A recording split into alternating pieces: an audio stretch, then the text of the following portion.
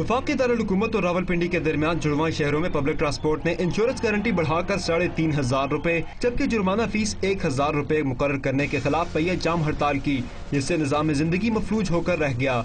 Transporters ने पीरबदाई में सड़क ब्लॉक करके एहतजाजी मुजाहरा किया, जिसके बायस 3 घंटे तक हर तरह की ट्रैफिक जैम रही। 51 रुपए फी चलान के पीछे कमीशन है। ये अपने 51 रुपए के लिए देखते नहीं अगले कसूर है नहीं, ये धड़ा धड़ा चलान करते हैं।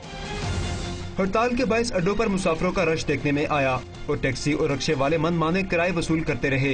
मुलाजमीन को दफातर जाने और तलबा को तालीमी इदारों का रुख करने में इंतहाई दुश्वारी का सामना करना पड़ा।